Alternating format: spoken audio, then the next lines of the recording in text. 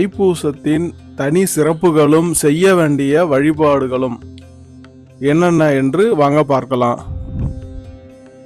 தைப்பூசம் என்பது முருகப்பெருமானுக்குரிய விரத நாளாக மட்டுமே கருதப்படுகிறது. ஆனால் இது முருக வழிபாட்டிற்கு மட்டுமன்றி சிவ வழிபாடு, சக்தி வழிபாடு, குரு வழிபாட்டிற்கும் மிகவும் சிறந்த நாளாகும்.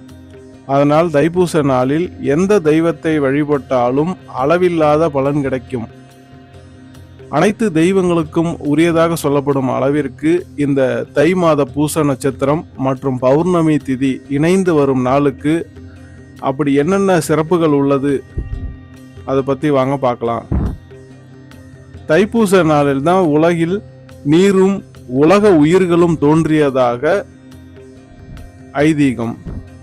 சிவபெருமான் உமாதேவியிடம் இருந்து சிதம்பரத்தில் ஆனந்த நடனமாடி தரிசனம் அளித்த நாள் இந்த தைப்பூச நாளாகும். சிதம்பரத்துக்கு வந்து அரும்பெரும் திருப்பணிகள் செய்து நடராஜரை ராணிவர்மன் என்னும் மன்னன் நேருக்கு நேராக தரிசித்து மகிழ்ந்தது இந்த தைப்பூச நாள்தான். தேவர்களின் குருவாகிய பிரகஸ்பதியின் நட்சத்திரம் பூசம் என்பதால் தைப்பூசத்தில் குரு வழிபாடு செய்வது மிகுந்த பலன்களை தரும்.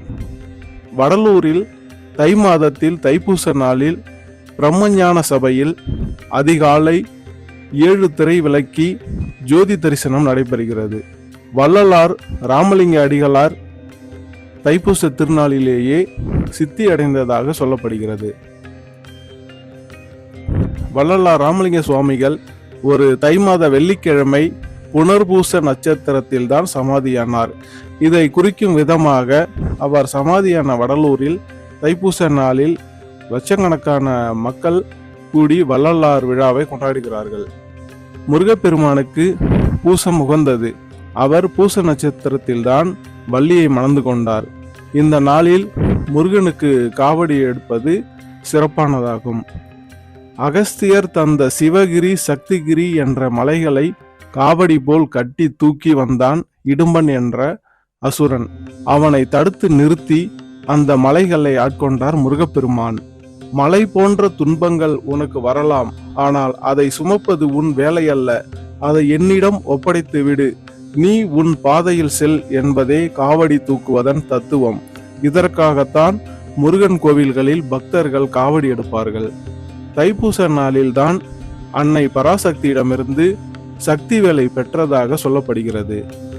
இந்த தைப்பூசம் அன்று விரதம் இருந்து காவடி எடுத்து முருகப்பெருமானை வழிபடுபவர்களுக்கு வாழ்க்கையில் தொட்டதெல்லாம் துலங்கும்.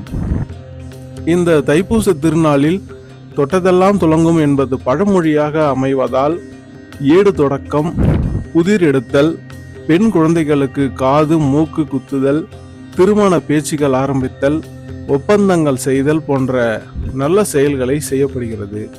பழனி, திருச்செந்தூர், திருப்பரங்குன்றம், திருத்தணி உள்ளிட்ட பல முருகன் கோவில்களுக்கு பக்தர்கள் பாத யாத்திரையாக செல்வார்கள். பால் காவடி, அலகு குத்தி பக்தர்கள் தங்களது நேர்த்திக்கடனை செலுத்துவார்கள். இந்த நாளில் லட்சக்கணக்கான பக்தர்கள் முருகன் கோவில்களில் குவிவார்கள்.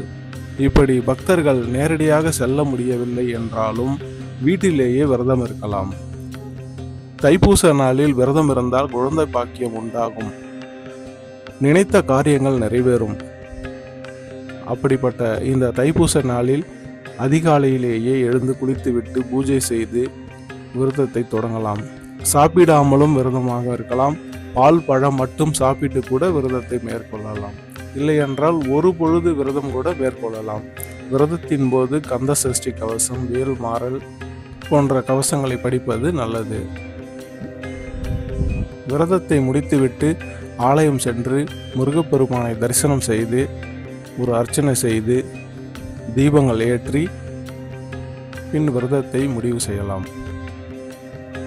வாய்ப்பு உள்ளவர்கள் தைப்பூச விரதத்தை மேற்கொண்டு அனைத்து வித செல்வங்களும் பெற்று நலமோடு வாழுங்கள்.